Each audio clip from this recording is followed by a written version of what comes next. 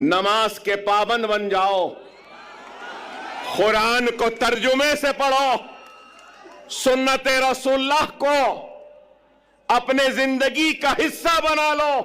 अस्सलाम वालेकुम to everyone, कैसे हैं आप सब? मेरा नाम है ज़मानी। अस्सलाम वालेकुम दोस्तों, कैसे आप सब लोग? खैरियत से हैं? मेरा नाम है सोहन कुरैशी। स्वागत हो गया भाई आप सब लोग हमारे चैनल पर। तो भाई आज की वीडियो बहुत जबरदस्त होगी यार। कैमरा और बैकग्राउंड को थोड़ा सा इग्नोर करना है क्योंकि थोड़ा सा काम चल रहा है जिसकी वजह से हमारा स्टूडियो जो है डिस्टर्ब हुआ है। तो भाई आज की वीडियो बहुत जबरदस्त होने वाली क्योंकि अकबरुद्दीन अवैसी साहब का जो एक जलसा था जिसके पीछे दुनिया पागल थी, छत्रपति समाजी नगर, ठीक है नाम से छत्रपति समाजी क्या था नगर छत्रपति समाजी नगर, छत्रपति समाजी नगर, चलिए तो संभाजी नगर, ठीक है हाँ, संभाजी नगर। तो यार बड़ी जबरदस्त वीडियो होने वाली। आई होप आप लोगों को वीडियो बहुत अच्छी लगेगी। तो भाई एक काम करते हैं, पहले इस वीडियो को स्टार्ट करते हैं। पार्ट 1 तो हमने कर लिया है, अब इम्तियाज जलील थे वो पार्ट हाँ जी, यार इम्तियाज और जलील भी का बहुत जलसा सारे था। थे लेकिन लोगों को सबसे बड़ा इंतजार जो था ना वो था अकबरुद्दीन साहब का। अकबरुद्दीन बहुत सारे साहब लोगों ने का, स्पीच की और थी। हमें भी है, बिल्कुल हमें भी है, डेफिनेटली है। थोड़ी हमें सी भी है। वीडियो लेंथी भी हो सकती है, बड़ी भी हो सकती है। तो भाई अगर आप लोगों के पास टाइम है तो पहले वीडियो लाजमी देख लीजिएगा, और अगर आप टाइम नहीं है तो पहले अपने जितने भी काम है वो पहले निपटा लें, उसके बाद सुकून से वीडियो देखिए क्योंकि वीडियो बहुत इंटरेस्टिंग होने वाली है। और आई होप आप लोगों को वीडियो बहुत पसंद आएगी। तो भाई पहले काम करते वीडियो को स्टार्ट कर रहे थे, बाद में इंशाल्लाह बातें करेंगे।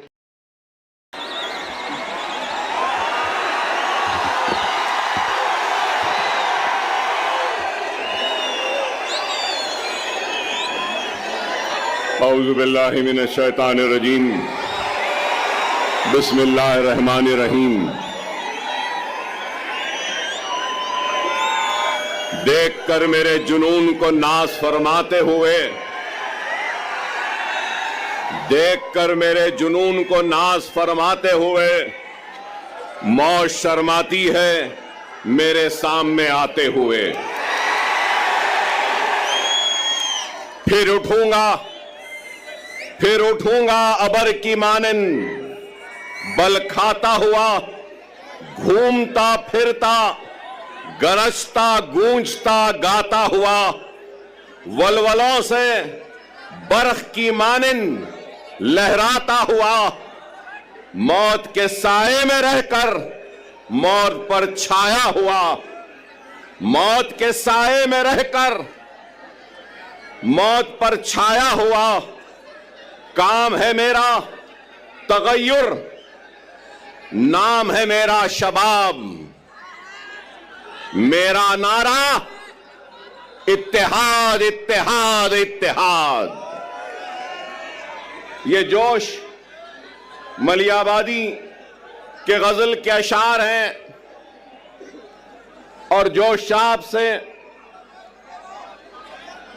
माफी मांगता हूं कि इसमें मैंने कुछ तरमीम की है। और तरमीम कहां की है कि काम है मेरा तगय्युर, नाम है मेरा शबाब, मेरा नारा इनकलाब इनकलाब इनकलाब। तो मैंने इसको मेरा नारा इत्तेहाद इत्तेहाद इत्तेहाद कहा है। बेशक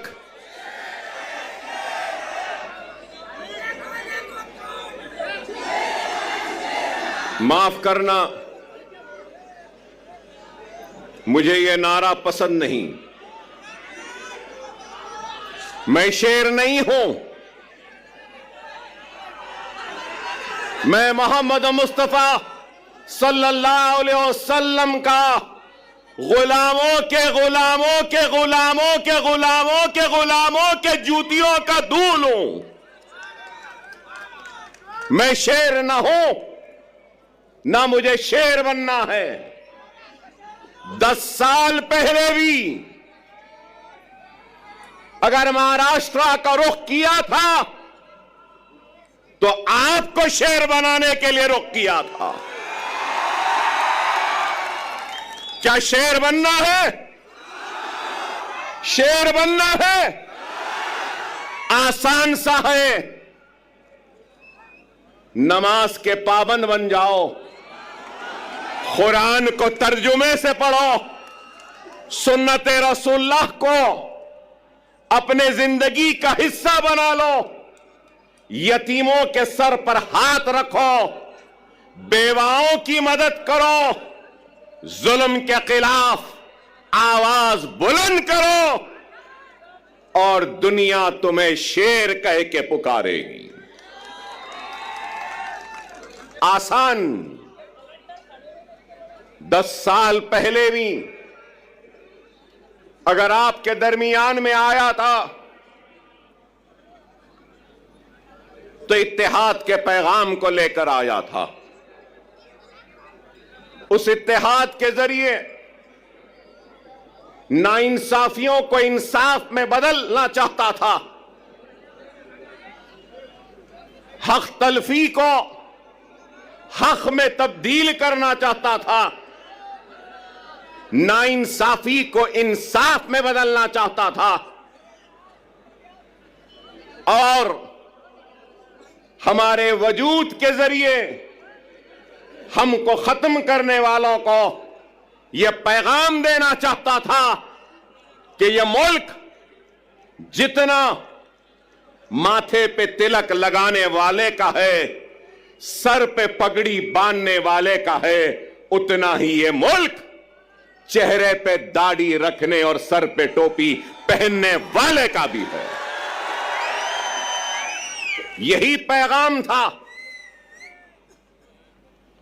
और यही कोशिश थी जिसको लेकर हम आगे बढ़े थे 2014 में। और उस 2014 में महाराष्ट्र के 18,000 किलोमीटर का फासला मैंने अपनी गाड़ी में तय किया था, अपनी जान को हथेली में रखकर। डराया गया, धमकाया गया, लेकिन न डरे न घबराए, बेखौफ होकर बेबाकी के साथ इज़ारे हक को बयान किया और सिर्फ आपसे अगर इल्तिजा की, आपसे दरखास्त की और आपसे अगर गुजारिश की तो सिर्फ और सिर्फ इत्तेहाद, इत्तेहाद और इत्तेहाद कहा। मैं ये भी याद दिलाऊं कि अकबरुद्दीन ओवैसी 10 साल पहले भी अगर आया था तो इत्तेहाद के लिए आवाज को उठाई थी, दरखास्त की थी, तो अपने इस शेरवानी के दामन को फैलाकर अपने कलमगो भाइयों के सामने एक इत्तेहाद का भिखारी बनकर अपनी शेरवानी के इस टुकड़े को आगे बढ़ाया था और यही कहा था कि ये इत्तेहाद का भिखारी आया है, तुम अपने इत्तेहाद की खैरात मेरे दामन में डाल दो।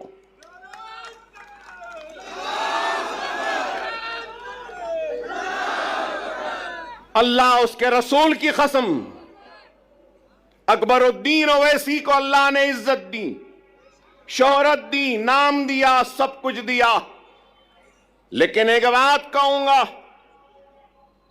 मजलिस इत्तेहादुल मुस्लिमीन के सबसे छोटे और सबसे आखिर का अगर कोई लीडर है तो वह अकबरुद्दीन ओवैसी है। न पहले बड़ा बनने की ख्वाहिश थी, न आज है। मैं तो सबसे छोटा हूं, आप सब मुझसे बड़े हैं और आप इनसे भी बड़े हैं। और इनके बाद और आपके बाद में मैं हूं। इस चीज को याद रखो, इस चीज को याद रखो। क़यादत एक अजीम जिम्मेदारी है। क़यादत एक अजीम जिम्मेदारी है और सदक़े दिल और बेगर्ज होकर जो खिदमत करेगा तो अल्लाह उसकी क़यादत में इस्तेहकाम और मजबूती देगा। क्योंकि मुझे मेरे वालिद और सालारी मिल्लत ने मुझसे कहा, क़यादत आसान नहीं, अगर क़यादत करना है तो बेगर्ज बन जाओ, तो जब गर्ज वाले की तकलीफ का एहसास होगा, जब तुम्हारी क़यादत में गर्ज आ जाएगा तो फिर वह क़यादत मजबूत नहीं हो सकती। खुदारा इस बात को समझो, मिल्लत की फलाह व बहबूद, मिल्लत की तरक्की, मिल्लत की खुशहाली के लिए अपने जात की खुशियों की कुर्बानी देनी होगी। अगर क़यादत करने का अगर किसी को ज़ौक़ है या शौक़ है, बगैर किसी लालच, बगैर किसी मफाद से अगर कोई आगे बढ़ता है तो अल्लाह सुब्हानहू व तआला उसको कामयाबी व कामरानी अता करता। अगर आज मैं यहां खड़ा हूं तो लोग समझेंगे कि 10 बरस बाद अकबरुद्दीन ओवैसी यहां आया है, तो याद दिलाना चाहता हूं 10 बरस पहले इम्तियाज जलील नहीं थे, 10 बरस पहले वारिस पठान नहीं थे, 10 बरस पहले हमारे मालेगांव के एमएलए साहब नहीं थे, मुफ्ती साहब नहीं थे, 10 बरस पहले हमारे धुलिया के एमएलए नहीं थे। अरे मैं क़यादत बनाने आया था, क़यादत बनी, महाराष्ट्र की बागोदौड़ इन जिम्मेदार हाथों के हवाले किया और इन जिम्मेदार हाथों ने इस क़यादत को आगे बढ़ाने की, ले जाने की बड़ी ही ईमानदारी के साथ, पूरे खुलूस के साथ कोशिश की। बैरिस्टर असदुद्दीन ओवैसी साहब की क़यादत में। और आज 10 बरस बाद अगर आया हूं तो इस क़यादत को मजबूत करते हुए, इनको आगे बढ़ाकर इनके पीछे मजलिस के झंडे को थामने के लिए आया हूं। अकबरुद्दीन ओवैसी को कभी किसी चीज की ख्वाहिश व हसरत नहीं, हर वक्त यही पैगाम वो दावत देता रहा, आज भी दे रहा हूं। आपकी सरजमीन से आओ, काबिल नौजवानों से दरखास्त है, नेक लोगों से दरखास्त है, वुकलाओं से, डॉक्टरों से, इंजीनियर से, मिल्लत का दर्द रखने वालों से इल्तिजा है, आओ, जज्बे को लेकर आओ, दियानत के साथ आओ, इखलास के साथ आओ, खुलूस के साथ आओ। मैं अपनी कुर्सी पर तुमको बिठाऊंगा और तुम्हारे कदमों के पास खुद बैठ जाऊंगा। जमाती जिंदगी में शख्सियतों की अहमियत नहीं होती, याद रखो। शख्सियतें आती रहेंगी, जाती रहेंगी, जमात कायम व दायम रहेगी। जमात की अहमियत है, अकबरुद्दीन ओवैसी की भी अहमियत नहीं है, जमात की अहमियत है और ये इत्तेहाद की अहमियत है। अगर ये इत्तेहाद है, जमात है, तो यकीन मानो हम शेर हैं। अगर ये इत्तेहाद नहीं, जमात नहीं, तो फिर कुछ भी नहीं। खुदारा समझो, आज इंतखाबात का वक्त है। इंतखाबी मैदान में कई जमातें हैं, हजारों जमातें मैं कहूंगा, और शायद मैं गलत ना हूं तो विड्रॉल के बाद करीब 4000 से जायद उम्मीदवार अपनी किस्मत आजमा रहे हैं। 4000 से जायद बेशुमार जमातें। 10 साल पहले बीजेपी थी, शिवसेना थी, और राष्ट्रवादी कांग्रेस थी, कहीं पर समाजवादी पार्टी भी थी, लेकिन आज कांग्रेस है, 2 एनसीपी है, पवार एनसीपी, शरद पवार, अजित पवार एनसीपी, 2 शिवसेना है, शिंदे सेना, ठाकरे सेना। अरे आप अंदाजा लगाइए कितनी पार्टियां हो गई हैं। मेरा एक ही सवाल है, हिंदुत्व पे अमल करने वाली जमातें शिवसेना, भारतीय जनता पार्टी, सही है ना? हिंदुत्व। अब हिंदुत्व की आइडियोलॉजी पे कायम रहने वाली शिवसेना के 2 टुकड़े हो गए 2 टुकड़े। आइडियोलॉजी तो दोनों की है एक ही।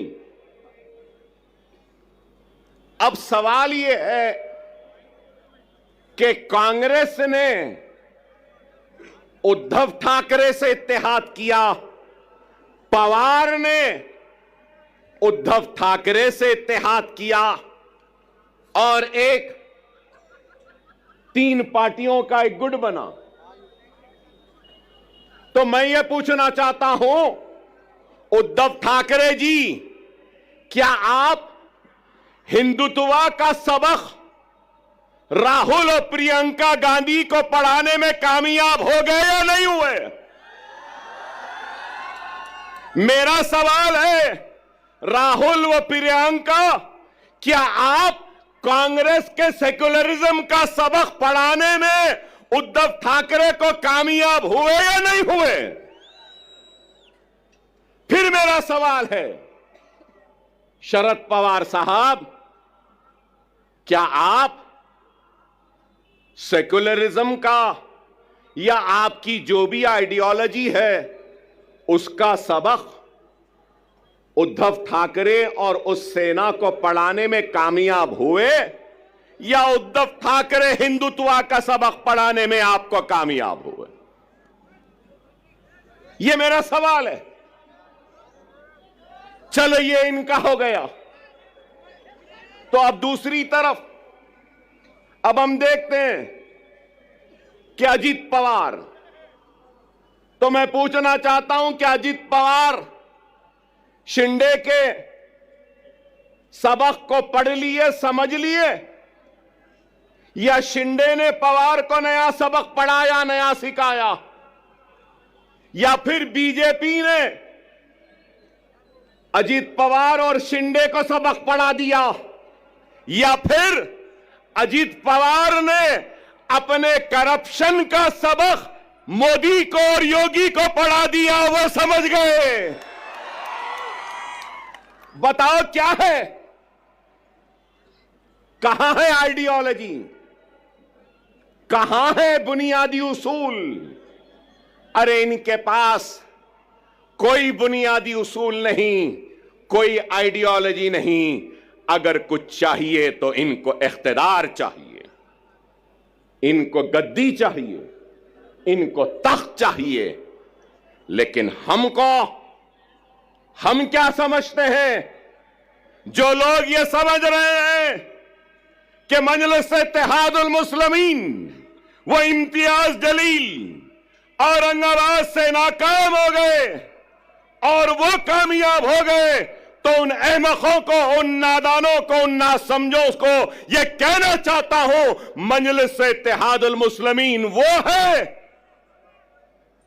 जो दिलों को फतेह करती है। हकीकी फातेह वो नहीं जो जीते और जमीन को फतेह कर ले। हकीकी फातेह वो होता है जो दिलों को जीतता है और दिलों को फतेह करता है। हमारा काम दिलों को जीतना है, दिलों को फतेह करना है। हमारा काम इख्तिदार के कुर्सियों पर बैठकर मजे लूटना नहीं है।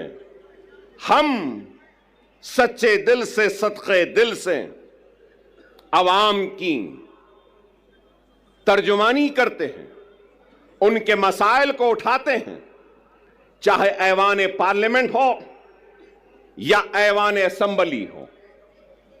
मजलिस इत्तेहाद अल मुस्लिमीन मसाइल को उठा रही है। मजलिस इत्तेहाद अल मुस्लिमीन बेशक मुसलमानों की आवाज बनती है, मुसलमानों के मसाइल को उठाती है, लेकिन उसके साथ हर मजलूम की आवाज भी बनती है, दलितों की भी आवाज बनती है, तो हर किसी की आवाज बनती है। बैकवर्ड क्लास की बनती है, ओबीसी की बनती है, मराठा समाज की बनती है, तो हर समाज की आवाज बनती है। बेशक अकबरुद्दीन ओवैसी मुसलमान हैं, मैं ला इलाहा इल्लल्लाह मुहम्मदुर रसूलुल्लाह कलमा पढ़ने वाला मुसलमान हूं। मुझे नाज है मुसलमान होने पर, तो मुझे फख्र है हिंदुस्तानी होने पर। मैं फख्र से कहता हूं कि मैं हिंदुस्तानी हूं। हम हर एक के मसाइल उठाते, यहां पे बैठे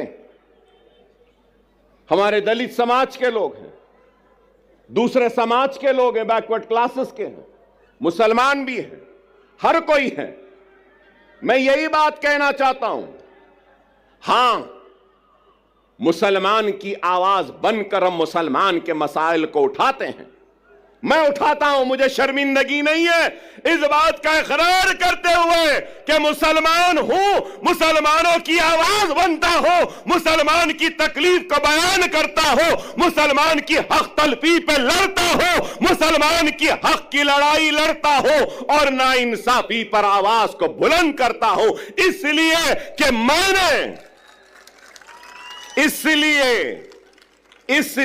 कि मैंने दस्तूर पर हल्फ लिया है, बहैसियत रुकने असम्बली अवामी नुमाइंदे मेरी जिम्मेदारी है कि मैं सबसे पीछे वाले को आगे लाऊं, पिछड़े हुए को ताकत दूं, कमजोर को खुवत दूं और जो आखिरी में है उसको आगे बढ़ाऊं।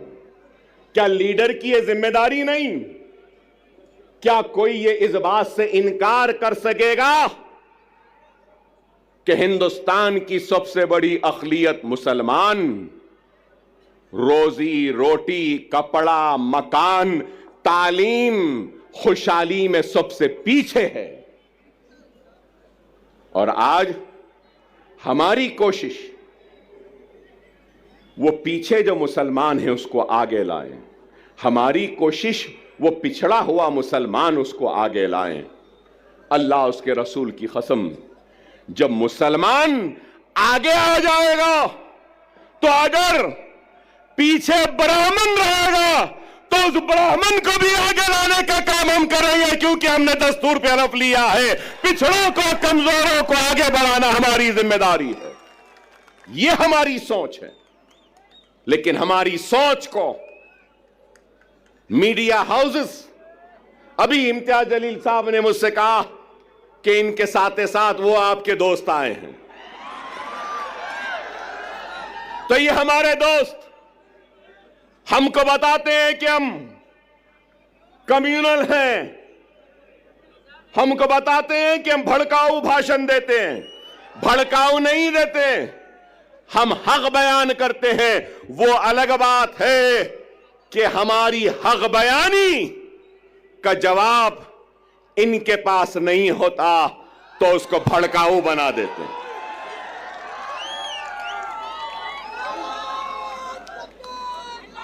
आज ही मैंने किसी न्यूज चैनल में देखा जिसमें योगी आदित्यनाथ ने अपनी तकरीर में कहा कि बटोगे तो कटोगे। लोग काफी एतराज कर रहे हैं उस बात पर, मगर मैं ये कहूंगा, बीफ के नाम पर, मॉब लिंचिंग के नाम पर, घर वापसी के नाम पर, सर पे टोपी पहनने के नाम पर, दाढ़ी पालने के नाम पर जो तुम काट रहे हो, क्या ये तुम्हारी नफरत हिंदुस्तान के सबसे बड़ी अक़लियत से, क्या ये मुल्क को कमजोर नहीं कर रही है? इसका जवाब दो मुझे। अगर हिंदू और मुसलमान को तुम लड़ाओगे, हिंदू और मुसलमानों को नफरत कराओगे, तो क्या यह मुल्क को कमजोर करने के बराबर नहीं है?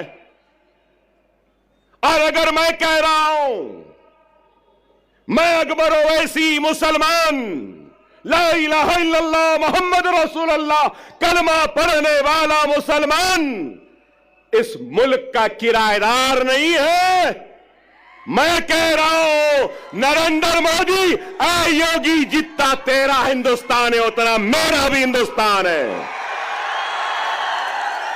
हिंदुस्तान न तेरी जागीर है न मेरी जागीर है। हिंदुस्तान हिंदू, मुस्लिम, सिख, ईसाई, पारसी, हर मजहब के मानने वालों का है। मजहब भगवान अल्लाह गॉड को नहीं मानने वाले का भी है, किसी एक का नहीं है। हम ये बात कहते हैं तो इनको बुरा दिखता है। अरे इस मुल्क का सबसे बड़ा मसला क्या है? बेरोजगारी। इस मुल्क का सबसे बड़ा मसला क्या है? महंगाई। इस मुल्क का सबसे बड़ा मसला क्या है? हर 2 मिनट 3 मिनट को रेप होते हैं। इस मुल्क का सबसे बड़ा मसला क्या है? ग्रेजुएट्स को नौकरियां। इस मुल्क का सबसे बड़ा मसला क्या है? मुल्क की कमजोर इकोनॉमी को मजबूत करना। इस मुल्क का सबसे बड़ा मसला क्या है? पेट्रोल, डीजल, गैस की बढ़ती हुई कीमतों को नीचे लाना। इस मुल्क का सबसे बड़ा मसला क्या है? रुपये की गिरती हुई कदर को ऊंचा करना। आप बताओ, क्या बेरोजगारी को दूर करने कुछ हो रहा है? महंगाई को दूर करने कुछ हो रहा है? क्या बेघर लोगों को घर देने के लिए कुछ हो रहा है? कुछ नहीं हो रहा है।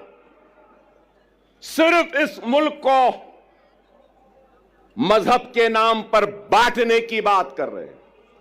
योगी की तकरीर को मैंने सुना, बटोगे तो कटोगे कहां?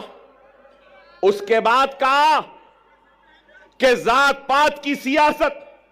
अरे जात पात की सियासत बोलने वाले, तू ये क्यों नहीं कहता कि मजहब की सियासत नहीं करनी चाहिए? यह बात क्यों नहीं कहते?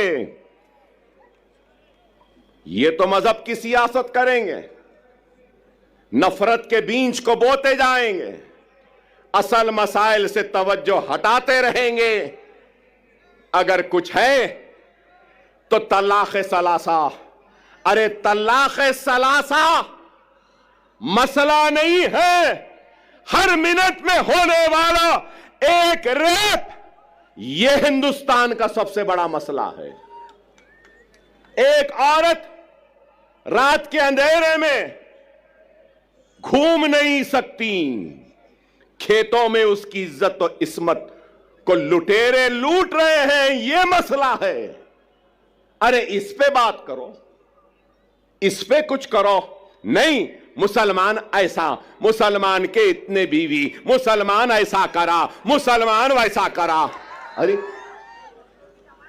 आप बताओ, तलाक सलासा हो गया, CAA NRC, CAA NRC. Parliament में थे इम्तियाज जलील साहब, हर मसले पर। अरे आप बताओ, आज मैं यहां खड़े होकर कह रहा हूं, जिम्मेदारी के साथ कह रहा हूं, मजलिस इत्तेहाद अल मुस्लिमीन के एक जिम्मेदार लीडर की हैसियत से कह रहा हूं और ये ऐलान कर रहा हूं कि मराठा समाज के लिए जो रिजर्वेशन की तहरीक चला रहे हैं उनके लीडर, मैं उनसे कहूंगा हमारा पूरा साथ आपके साथ है, हमारा पूरा ताउन आपके साथ है, हम पूरी कोशिश करेंगे। मगर उसके साथ साथ मैं ये भी कहूंगा, इत्तेहाद होता है ना, तो इत्तेहाद बैनुल मजलूमीन होना चाहिए। इत्तेहाद बैनुल मजलूमीन होना चाहिए। हिंदुस्तान में जुल्म का शिकार अगर कोई है तो वो मुसलमान है। हिंदुस्तान में जुल्म का शिकार अगर कोई है तो वो दलित है। हिंदुस्तान में जुल्म का शिकार अगर कोई है तो वो पसमानदा तबकात है। चलो आओ, मराठा, दलित और मुसलमान इत्तेहादुल बैनुल मजलूमीन बन जाते हैं और अपने जुल्म के खिलाफ आवाज को बुलंद करते हैं।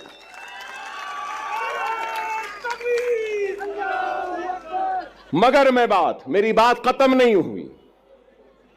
मैं हमारे मराठा समाज के बड़े लीडर जो एहतजाज कर रहे हैं, भूख हड़ताल में बैठे हैं, उनसे कहना चाहता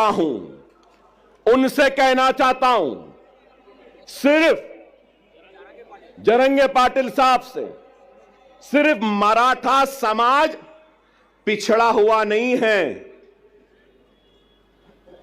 पूरा मराठवाड़ा भी पिछड़ा हुआ है। क्या मराठवाड़ा पिछड़ा हुआ नहीं है? क्या मराठवाड़ा का हिस्सा पूरा सबसे पीछे नहीं है? महाराष्ट्र के 3 हिस्से, एक हिस्सा है मुंबई, पूना, ये सारी चीजों का, दूसरा हिस्सा है विदर्भ का, तीसरा हिस्सा है मराठवाड़े का। इन तीनों हिस्सों में सबसे पिछड़ा, सबसे पीछे कौन है? मराठवाड़ा है। चलो, मराठवाड़ा की रिजर्वेशन के साथ हम मराठवाड़ा की खुशहाली के लिए भी जिद्दोजहद करते हैं। 30 साल पहले यहां बैठे हैं मेरे मराठा भाई बहुत हैं। जब मैं मराठा भाई कहता हूं तो सिर्फ मुसलमान, सिर्फ हिंदू मराठा नहीं होता, मुसलमान भी मराठा है, दलित भी मराठा है और मराठवाड़ा में रहने वाला हर कोई मराठा है। अब मैं कहता हूं, 30 साल हुए, मीडिया वालों जरा तवज्जो, 30 साल हुए, 30 इयर्स, 30 साल हुए। क्रिएशन मतलब एक कॉन्स्टिट्यूशनल बॉडी बनाई गई। क्या आप जानते हैं वो बॉडी क्या है? Marathwada statutory development board. Marathwada statutory development board जो सिर्फ मराठवाड़ा के लिए बनाया गया। कागज पे तो है, पैसा नहीं है, कुछ नहीं देते। चलो, मराठों के रिजर्वेशन के साथ हम मराठवाड़ा स्टैट्यूटरी डेवलपमेंटल बोर्ड को 50,000 करोड़ का पहला मुतालबा करते हैं, एहतजाज करेंगे और मराठवाड़ा को हम आगे बढ़ाएंगे। क्या तैयार हो? क्या तैयार हो? मराठवाड़ा का किसान खुदकशी कर रहा है। मराठवाड़ा के लोग पानी के लिए तरस रहे हैं। मराठवाड़ा के लोग दवाखानों के लिए तड़प रहे हैं, दवाखाने नहीं है। 100-100, 200-200 किलोमीटर को जाना पड़ता है। पूरे मराठवाड़ा में सुपर स्पेशलिटी के 1 या 2 दवाखाने। क्या चाहिए? एक गरीब को क्या चाहिए? रोजी।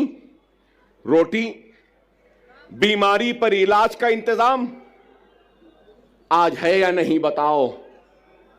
क्या नाम के बदलने से रोजी मिल जाएगी? क्या नाम के बदलने से रोटी मिल जाएगी?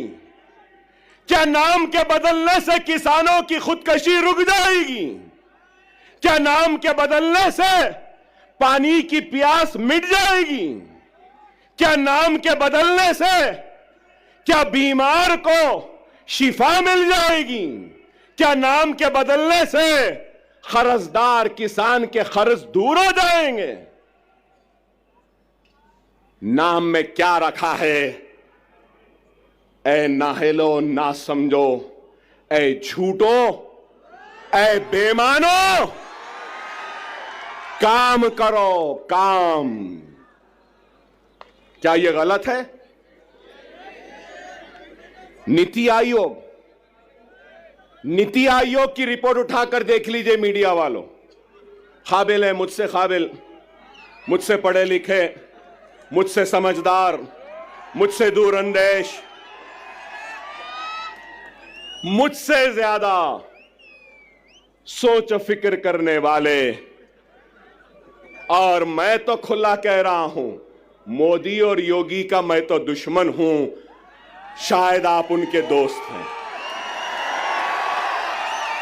बताओ उनको, जाकर बोलो नीति आयोग क्या कह रहा है।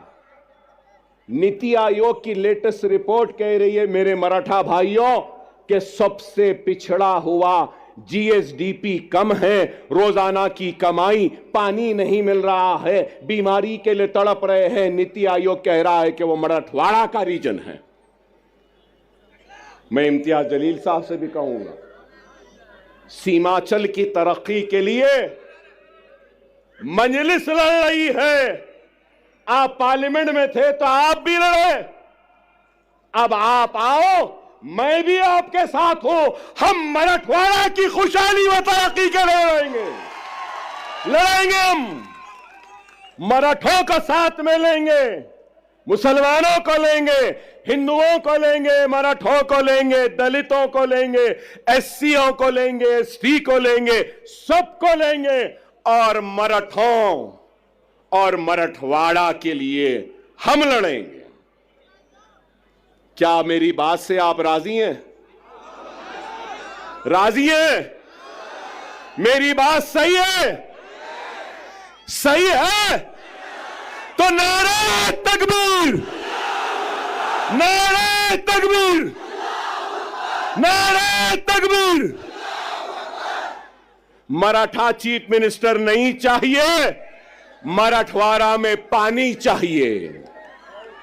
मराठा मिनिस्टर नहीं चाहिए, मराठों को नौकरियां चाहिए।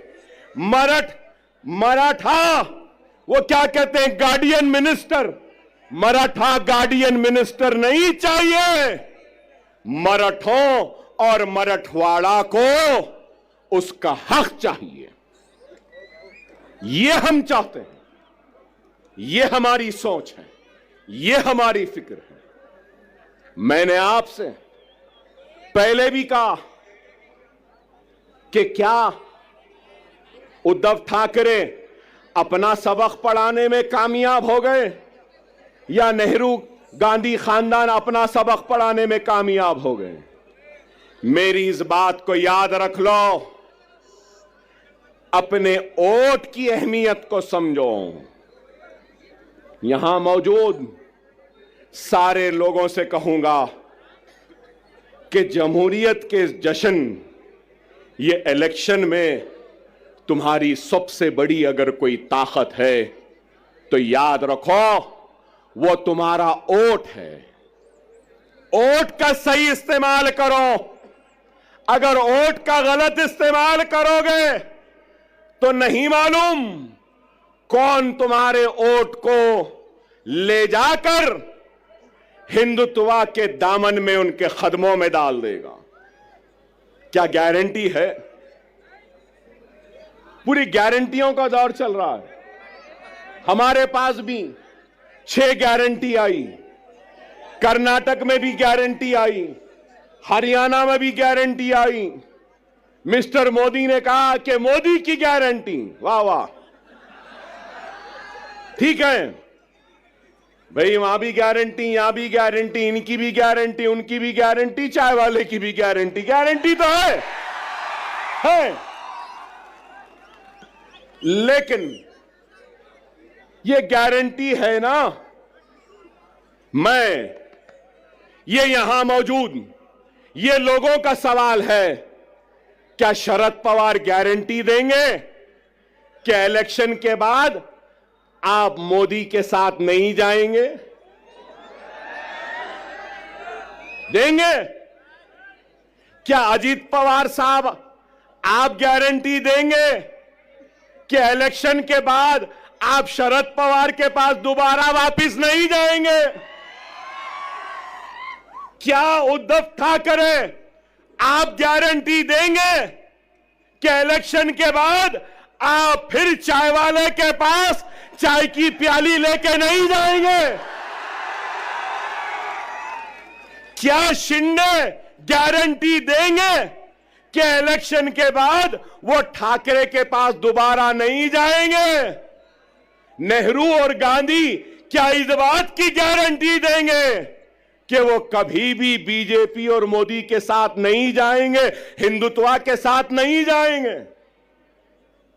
अरे आज कांग्रेस का शिवसेना के साथ इत्तेहाद करना यह है, इस बात को बोलना है, इस बात को तस्लीम करना है कि हम हिंदू हैं, हिंदुत्व पॉलिटिक्स हम में है और हम हिंदुत्व पॉलिटिक्स को कबूल करते हैं। डायरेक्टली तो कबूल नहीं किए, इनडायरेक्टली कबूल कर लिए। कोई ऐसा खाता है तो कांग्रेस ऐसा खा रही है। यही है। समझो मेरी इस बात को। सियासी इस शोर और गुल में तुम्हारी आवाज गुम गई है। हर किसी की आवाज है। राव की आवाज है, रेड्डी की आवाज है, पाटिल की आवाज है, पटेल की आवाज है, गांधी की आवाज है, पवार की आवाज है, हर किसी की आवाज है। अगर आवाज नहीं है तो ला इलाहा इल्लल्लाह मोहम्मद रसूलुल्लाह कलमा पढ़ने वाले की आवाज नहीं है। और मैं इस सियासी शोर गुल में नारे तकबीर अल्लाह अकबर की आवाज को फिजाओं में गुंजाने के लिए, जोरदार नारा लगाने के लिए आया हूं। अपनी जात के लिए नहीं आया हूं। मैं तुम्हारी इज्जत के लिए आया हूं, तुम्हारे वक़ार के लिए आया हूं, तुम्हारे वजूद का एहसास दिलाने के लिए आया हूं कि हम जिंदा हैं, हम मुर्दा कौम नहीं है। तुम जिंदा कौम हो। अगर तुम जिंदा कौम हो तो उठो, एक मरकज़ सियासी पे जमा हो जाओ। उठो और एक हो जाओ। अगर तुम एक नहीं होंगे तो याद रख लो तुम्हारा वजूद खतरे में है। यही जोश, यही वलवला, यही उठना 20 तारीख के दिन है। उठोगे ना? उठोगे ना?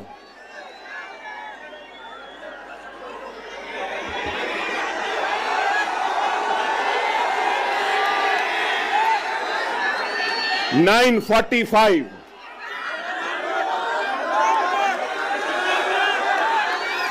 9:45 कैंपेनिंग का टाइम 10 बजे।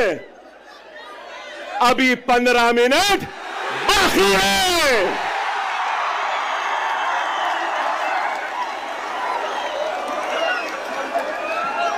अरे भाई 15 मिनट बाकी है, सब्र करिए ना। वो मेरा पीछा छोड़ती है ना मैं उसका पीछा छोड़ सकता हूं। चल रही है, मगर क्या गूंज है।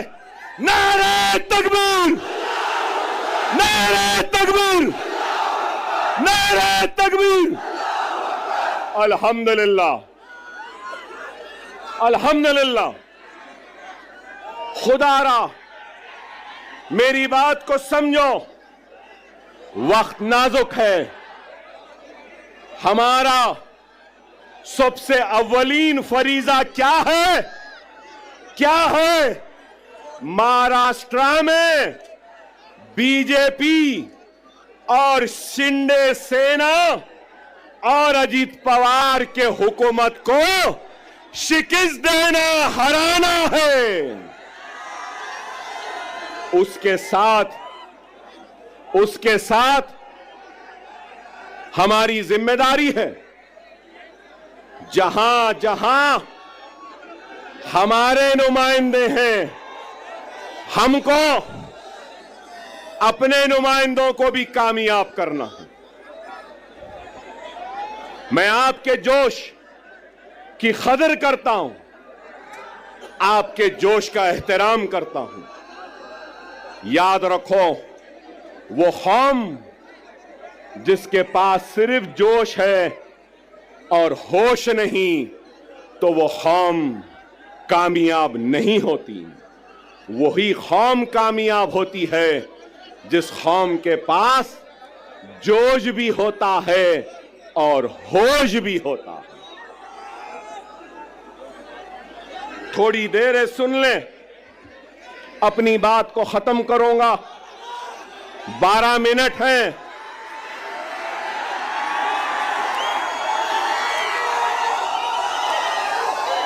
सब्र से सुने, वक्त नाजुक है।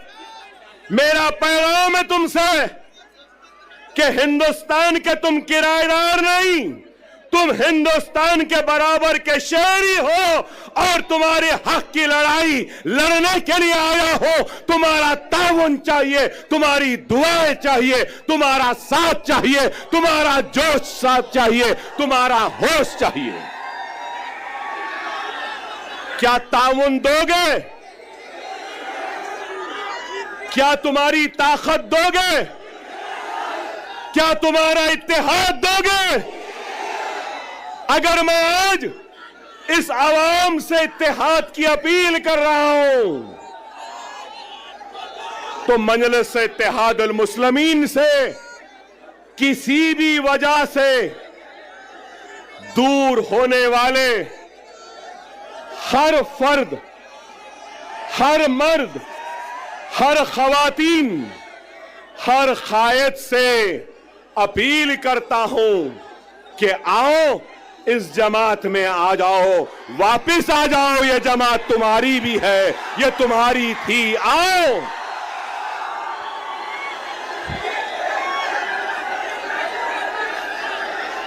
हर वो शख्स, हर वो मजलिस का चाहने वाला किसी वजह से नाराज है, किसी वजह से दूर है, तो अकबरुद्दीन ओवैसी यहां खड़े होकर अपनी जमात और अपने इन कायदीन की तरफ से मैं माफी चाहता हूं, मगर ये कहना चाहता हूं कि खुदारा अपनी जात के लिए, अपने खुद के नफ्स के लिए जमात को कमजोर न करो। मैं नहीं रहूंगा, तुम नहीं रहोगे, लेकिन जमात कायम व दायम रहेगी। खुदारा, खुदारा आओ,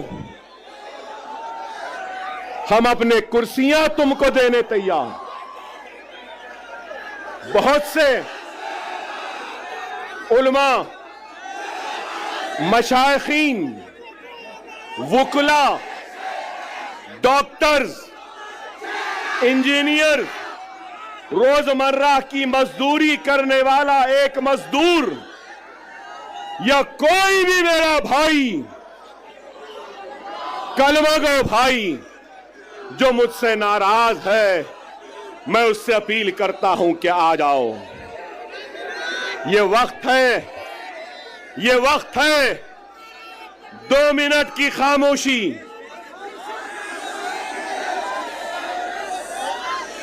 2 मिनट की खामोशी। मेरी बात को सुन लो। महाराष्ट्र की तारीख में ऐसा सुनहरा वक्त नहीं आया जो अब है। अगर हम मुनज़्ज़म, हम मुत्तहिद, हम एक, और अगर हमारे 10 एमएलए आ जाएंगे, ना ठाकरे, ना शिंदे, ना गांधी, ना पवार, हमारी मर्जी, हमारी इजाजत के बगैर कोई भी तख्त पे नहीं बैठ सकता। सुनहरा मौका है, समझो। तुम बादशाहगर हो। तुम क्या हो? बादशाहगर हो। जिसको चाहे तख्त पे बिठा सकते हो, जिसको चाहे तख्त पे औंधा लिटा सकते हो। समझो इस बात को। मैं किसी का नाम नहीं ले रहा हूं, मगर हर एक से अपील कर रहा हूं, आओ, ये तुम्हारी जमात है, ये तुम्हारी अपनी जमात है। अगर तुम, एक बात कहूंगा, एक बात कहूंगा, एक बात सुनो, सुनो मेरे भाई।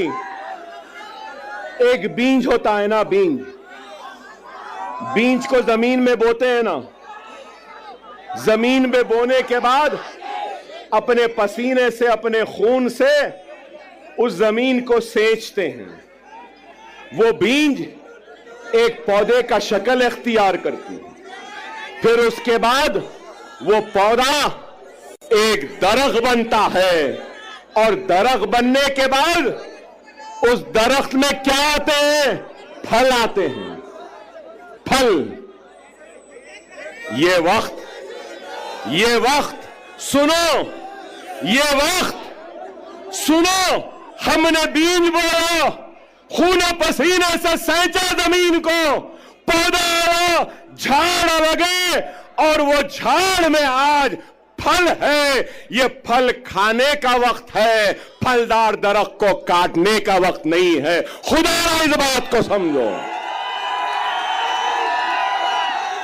मेरे उलमा ये बात को समझिए, मेरे मशाइख इस बात को समझिए, मेरे डॉक्टर साहिबीन इस बात को समझिए, मेरे वुकला साहिबीन समझिए, मेरे गरीब मुसलमान भाइयों इस बात को समझो।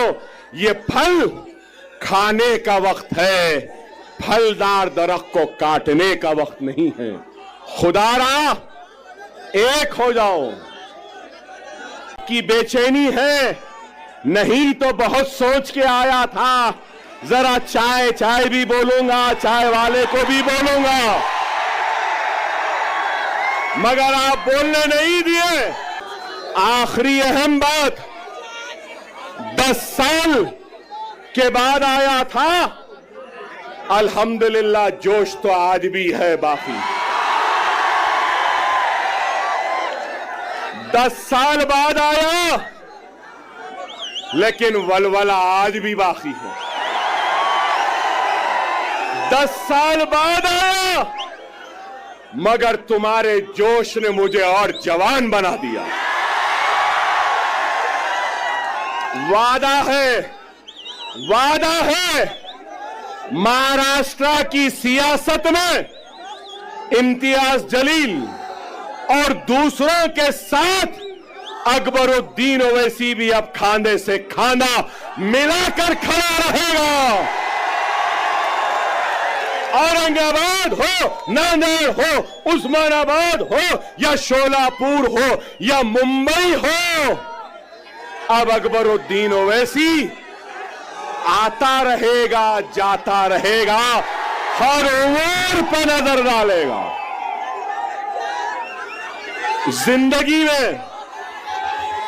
जिंदगी में मैंने कभी भी वोट नहीं मांगा।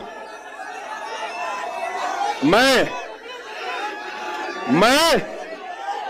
6 इलेक्शन जीत गया। कितने? 6। अब 30 बरस होते हैं।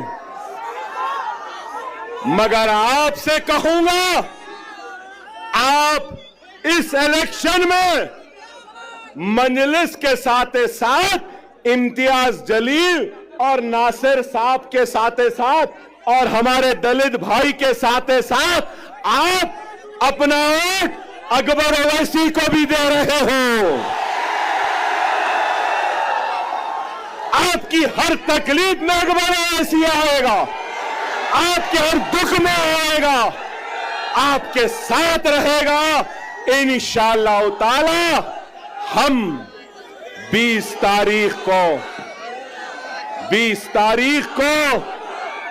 आसमान में सिर्फ पतंग पतंग पतंग पतंग पतंग पतंग पतंग रहेगी। नारे तकबीर, नारे तकबीर, नारे तकबीर। हिंदुस्तान, हिंदुस्तान, हिंदुस्तान। हम सब एक हैं, हम सब एक हैं और हम सब एक रहेंगे। औरंगाबाद हमारा था, हमारा है, हमारा रहेगा। वाखिर दार अल्हम्दुलिल्लाह रब्बिल आलमीन।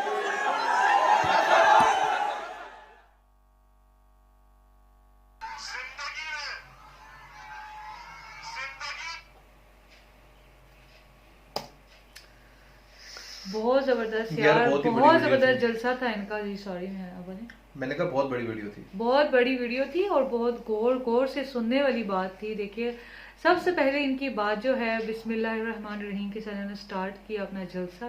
चले तो ये तो बात हो गई, लेकिन जिसकी इस बात से बहुत से लोगों को तकलीफ हो गई है। हाँ, लेकिन उस्मान आप देखिए, ये बात आपने नोट करी है कि इन्होंने स्टार्टिंग में क्या वर्ड बोला है कि मैं शेर नहीं हूँ। देखिए, मैं भी इस बात से एग्री करता हूँ कि ये पता क्या बात होती है। 2 मिनट यार, मैं तो सोफे के अंदर घुस ही गया हूँ।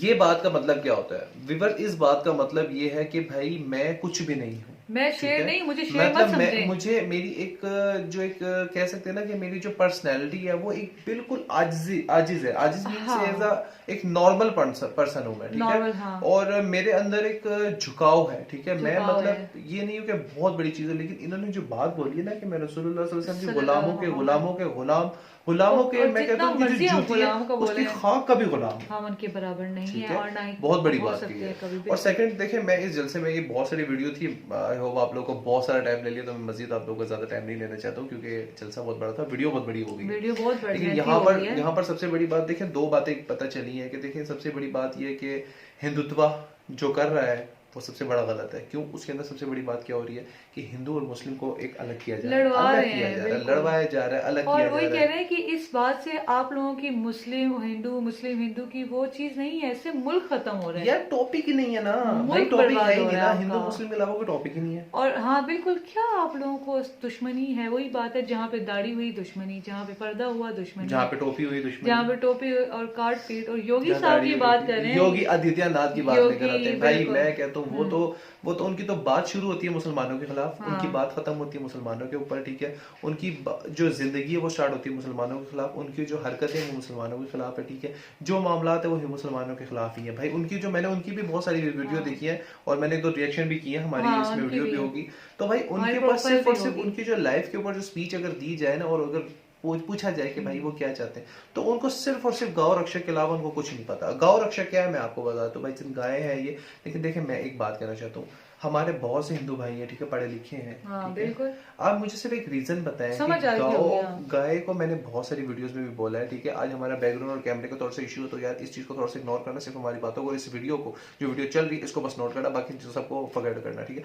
देखिए, गाय क्या है? गाय एक एनिमल है। एनिमल क्या होता है? एक जानवर होता है। जानवर को अपना नहीं पता होता कि मैंने कहाँ पे वॉशरूम करना है, कहाँ पर खाना है, उसको सिर्फ एक अकल नहीं होती उसके अंदर, ठीक है। इंसान एक एनिमल से बेहतर है, तो एक इंसान एक एनिमल को अपना गॉड नहीं बना सकता। उसके बावजूद भी लोग ये कहते हैं हमारी गाय है हमारा। और यार बस कर जाओ यार, कोई अकल को हाथ डालो यार, एक गॉड जानवर बनेगा क्या? हम फिर भी किसी के धर्म को पिन नहीं करें, यहाँ पे सिर्फ समझाने की कोशिश करें। अगर समझते हैं तो ठीक है, नहीं समझते हैं तो भी ठीक है, बिल्कुल ऐसे ही। हाँ जी। तो अच्छा, सेकंड थॉट उन्होंने थर्ड बात की है किसान की। देखिए हाँ, ये बड़ी पॉइंट की ये जो मैं कहता हूँ जो बात आज उठाई है ना मैडम आपने, ठीक है, इसके लिए मैं सीरियसली बात कहता हूँ, आपको दाद देना चाहता हूँ, किसान के ऊपर जो प्रॉब्लम चल रही है, जो प्रॉपर गड्ढा चल रहा है किसानों के ऊपर, जो मामला उनके खराब हो रहे हैं, ये किसान के ऊपर बड़ी किसान को कोई डिस्कस ही नहीं करता। वही बात है यार, वो कितनी मेहनत से बीज उन्होंने कैसे बोला है कि अगर हम बीज बोए। देखिए मैं एक बात बताऊँ, आपकी एक मेहनत है, ठीक है, मेहनत आप कर रही है, ठीक है, और आप उससे उसके ऊपर आपको एक फल ना दिया जाए, आपको एक आपकी मेहनत की जो प्रायोरिटीज है, ठीक है, जो अपॉर्चुनिटीज है वो आपको ना दी जाए, तो आपको कैसा लगेगा? और यकीन जाने कि हम बहुत आसानी से दाल चावल आटा पानी गेहूं यूज कर लेते हैं, ठीक है, ये पकता किस तरह है, आप लोगों को ये मतलब गेहूं कैसे, खैर ये किसानों की बात हो रही, तभी हम लाइन लेकर आए हैं बात की कि हमें गेहूं खा लेते, गेहूं कहते हैं अनाज को, ठीक है, अनाज को कहते हैं, तो कैसे अनाज पकता कैसे है, बनता कैसे, उसका कितना वेट करते हैं किसान। देखिए एक और मैं बात बताता हूँ, मुझे अकबरुद्दीन साहब की, मैं हाँ सर्दी में क्या होता है, सर्दी में तो नहीं है, लेकिन मैं अकबरुद्दीन साहब की बात करता हूँ, ठीक है, अकबरुद्दीन साहब ने कहा जी मोदी जितना तेरा है हिंदुस्तान उतना मेरा है, हाँ। जितना मुसलमान का उतना हिंदू का, जितना गैर मुस्लिम का उतना मुस्लिम का, ठीक है, जितना दूसरे मजहब वालों का उतना, मतलब देखिए हिंदुस्तान सबका है ना, मतलब देखा जाए एक मुल्क है वो तो सबका है, वो तो बात ही खत्म हो जाती है यार कि ये हिंदुस्तान में खाली मुस्लिम रहेंगे हिंदू रहेंगे, वो तो अगेंस्ट किया हुआ है लोगों को, अवाम को, मीडिया के थ्रू अवाम को भड़काया जा रहा है। वही गांव रक्षस के बारे में देखिए ना, वही भड़काया जा रहा है, इसको मार दो, मुस्लिम है, ये हमारे गांव गाय को खाता है, गाय को खाता तो ये जो भी है, ये मुझे तो बहुत ही ये बात ना बिल्कुल समझ नहीं आती। भाई आपको सिर्फ इंडिया, मुझे एक बात बताएं, आपका गॉड है, ठीक है, ये एक गाय, ठीक है, उसको आप गॉड मानते हैं, तो क्या वो इंडिया में ही है भाई? मतलब सेव आउट ऑफ कंट्री में कितनी गाय खाई जा रही है, बीफ कितना खाया जा रहा है, आप उसको क्यों नहीं रोकते? अमेरिका में इतना खाया जाता है, और अरब में स्पेशली टर्किश में, तो उसको रोको ना। खाली हिंदुस्तान में आपका भगवान है क्या? और कहीं भी नहीं है। सोचने वाली बात है यार, उधर भी तो आप अपना ऑप्शन उठाए ना, एक अपनी पूरी दुनिया में खाया। और एक और मैं आखिरी बात करना चाहता हूँ, वीडियो बहुत ज्यादा बड़ी हो गई है, मुझे पता है, बिल्कुल मुझे पता है, लेकिन जहाँ पे बात अकबरुद्दीन साहब की आती है तो हमारी तो उनके लिए जान भी हाजिर है। देखिए मैं सबसे बड़ी बात एक और कहना चाहता हूँ कि अब गाय की जो बात हो रही है ना, ठीक है, अब सबसे ज्यादा जो इम्पोर्ट एक्सपोर्ट कर रहा है ना गाय का, आपको पता है वो कौन है? कौन कर रहा है? हिंदू। देख लें, जो इनकी गोश्त इम्पोर्ट एक्सपोर्ट कर रहे हैं ना, वो आपके हिंदू भाई कर रहे हैं। सो मिलते हैं इंशाल्लाह नेक्स्ट वीडियो में। बहुत ख्याल रखिएगा, हम दोनों को दीजिए इजाजत। हम क्या बोल सकते हैं, बाकी आप बोल सकते हैं कमेंट के थ्रू। जी बिल्कुल ऐसा ही है, आप भी कमेंट के थ्रू बताएं। और बहुत सारी वीडियोस आने वाली है, क्योंकि थोड़ा सा इशू चल रहा था हमारे, बहुत सारे बहुत ज्यादा सब्सक्राइबर जो थे भाई, उन्होंने कहा था कि आप लोगों की वीडियोस नहीं आ रही है, वीडियोस आना शुरू हो जाएंगी, घर की रेनोवेशन हो रही है, हाँ बिल्कुल ऐसी, और हमारा जो स्टूडियो वो भी खराब हुआ है, तो इंशाल्लाह कोशिश यही कि जल्द से जल्द हमारा स्टूडियो क्लियर हो जाए, और इंशाल्लाह बहुत सारी वीडियोस लेकर आएंगे। मिलते हैं नेक्स्ट वीडियो में, बहुत ख्याल रखिएगा, हम लोगों को दीजिए इजाजत। अल्लाह हाफिज़।